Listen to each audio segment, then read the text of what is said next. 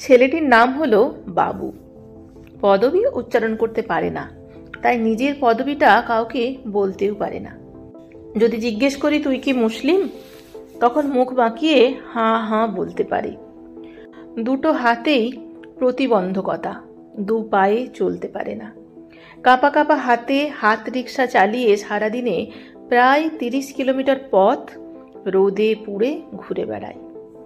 হাত রিক্সায় থার্মোকলের বাক্সে থাকে জল পেপসি। পেপসি বলে কোনো রকম চিৎকারটুকু করতে পারে। হাতে প্যাডেল করে ঘুরে বেড়ায়। সারাদিনে 200টি পেপসি বিক্রি করলে তার আয় হয় 200 টাকা। খাওয়া দাওয়া খরচ বাদ দিলে থাকে 150 টাকার বেশি না। বাবু তবু সারা বছর এই কাজটিই করে, এমনকি বর্ষার সময়ও এই কাজই করে। বাবুর আর অন্য কিছু করার ইচ্ছে এবং উপায় কোনোটাই নেই, কারণ বাবু পরিশ্রম করে, তবু ভিক্ষা করে না। বাবুর এই সাহসী চরিত্র আমাকে আকৃষ্ট করেছে। জিজ্ঞেস করেছিলাম, ভিক্ষা করলে তো অনেক বেশি টাকা ইনকাম হতো তোমার। বাবু হেসে বলেছিল, না না। বাবুর সেই হাসি গর্বের নাকি যন্ত্রণার বুঝতে পারিনি। বলেছিলাম, এই কাজ করতে কষ্ট হয় না তোমার? না না, সহাস্য জবাব ছিল বাবুর। কেমন লাগে তোমার খেটে খেতে? ভালো? বাবু শুনে চেঁচিয়ে বলল, হাঁ হাঁ। বাবু শুধু হাঁ এবং না দিয়েই সব প্রশ্নের উত্তর দেয়। আমি বাবুর কাছ থেকে 2 টাকার পেপসি নিয়ে 10 টাকা দাম দিয়েছি।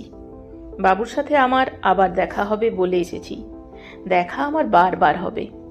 আপনারাও কেউ যদি বাবুর মুখোমুখি হন, তাহলে পেপসি কেনার অজুহাতেও বাবুকে সাপোর্ট দিতে পারবেন। বাবু একটা বাস্তব অনুপ্রেরণার নাম। ঘুটিয়ারি শরীফ হাসপাতাল রোড, মাখালতলা এলাকায় বাবুকে খুঁজে পাওয়া যায়। বাবুকে সাহায্য করার মতন কিছু প্রকৃত বাবু মানুষকে খুঁজে পেতে প্রতিবেদনটি বন্ধুদের মধ্যে শেয়ার করে দিতে পারেন। বাবুর জন্য কিছু করা গেলে প্রতিবেদনটি পূর্ণতা পাবে। যারা ওনাকে চেনেন তারা ভিক্ষা নয়, ভালোবেসে বাবুর কাছ থেকে পেপসি কিনুন, দয়া করে কিনুন।